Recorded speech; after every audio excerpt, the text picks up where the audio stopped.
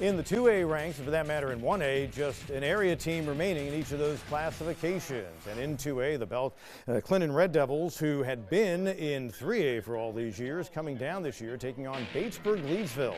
Unbeaten, #1 in the prep football media poll in South Carolina for most of the year, but Javen Cook and the Red Devils waiting for him in Clinton. That made it 7-0 after an early Panthers fumble. Batesburg-Leesville led 14-7 just before the half. That was a fourth down play and the final play of the half, and Sean Richardson getting in, tying it at 14 at the break. Second half, all Cook and Clinton. Cook on a 269-yard night made it 21-14 with that touchdown. In the fourth quarter, Clinton up 24-14. There's Cook on a 50-yard dash, gets tripped up. Let him do the honors. 3 touchdowns on the night. What a night it was.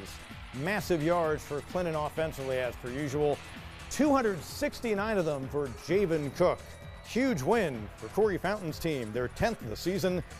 They are moving on to the next round, denying BL an unbeaten year. The last they had was 1995.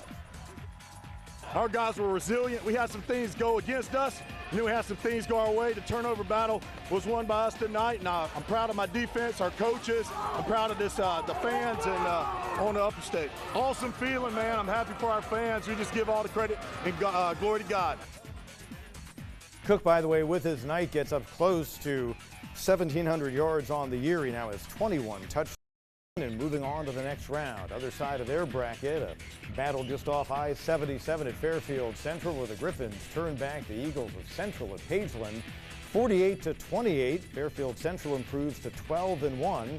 So next week it's a 12-1 Fairfield Central team against a 10-2 Clinton team for the 2A Upper State Championship.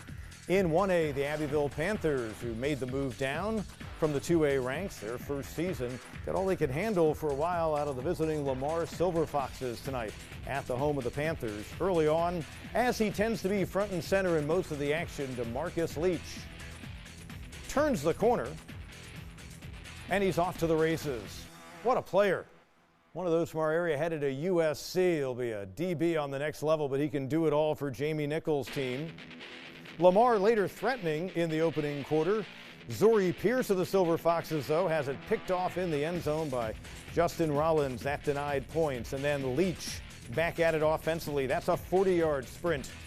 Able to get back to the house and build on the early Abbeville lead. Carson Norman also a factor out of the backfield off the handoff. Going to bull his way to the end zone. In the third quarter, Leach, quick touchdown. And if it's not Leach, who is it? Everybody at once? It's Norman. He's going to sneak through the right side for a TD. Panthers eventually pulling away from their visitors from over in Darlington County. Leach added a couple more scores.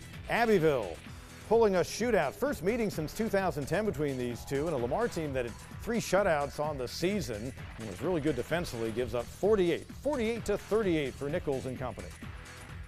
We just talked about being us, do the little things right. And, hard to win a football game when you give up 38 points, but our offense done the way tonight.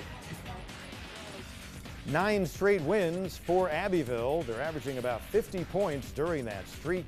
They move on in 1A, other side of their bracket.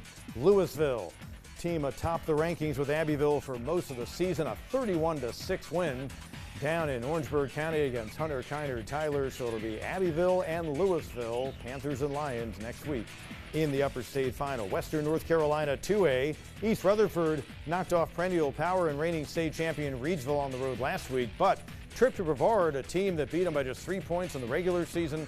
Well, Brevard pulling away as the Blue Devils get the 42-6 win. Still a fine year for the Cavaliers. It wraps up at 8-4, and Brevard is moving on to the next round. They'll play Forest Hills, which knocked off Salisbury.